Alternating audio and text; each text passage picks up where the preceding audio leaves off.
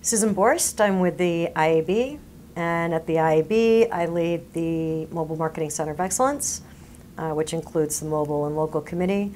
I also started the Native Advertising and Content Marketing groups. Thank you. So tell us about your role. You're covering all of these different things. What's a week like? What do you do? My role and my associate's role with similar titles is to gather groups together who have common interests. So let's just take Native Advertising, start a group, have members sign up, get them together and find out what their issues are, and where the IAB can find some common ground to help everyone. Now the IAB gives you a particular perspective on the industry because you're getting it from all sides, and I can imagine it's not always an easy place to be. However, you have a pretty unique perspective. Right. Tell us about some of the things that you're excited about in 2017 that are all over the industry. Creative and content, and what does that mean, and how is it delivered, particularly on mobile. Everything from how long the ad takes to load, new ad formats like vertical video, which is designed for mobile in mind, and just respecting the consumer.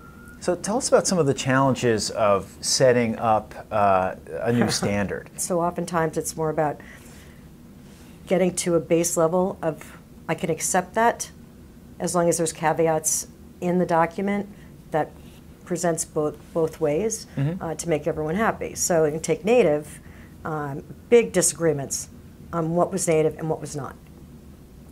So we said, hey, listen, there's 6 categories.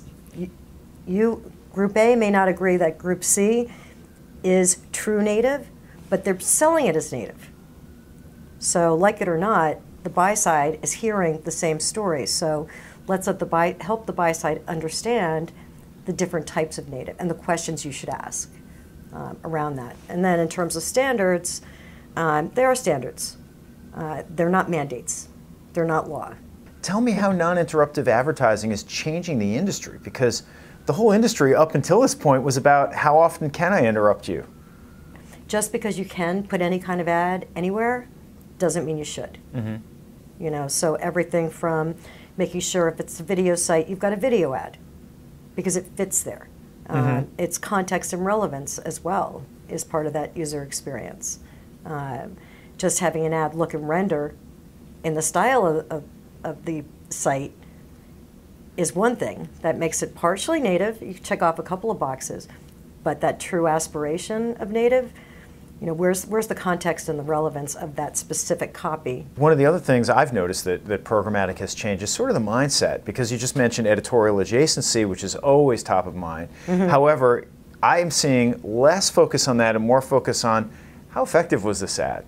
And so does that change the way people think about how they should be paying? Is it all reach and frequency, or are we getting closer to DR metrics like cost per click or cost per engagement? I think across the board, that's another exciting thing about programmatic is a shift from cost per click to cost per view and engagement metrics. You know, the fact Oracle buying Moat really speaks to being able to analyze ads in near real time on viewability, time spent, gaze rates, A/B testing, eye tracking studies.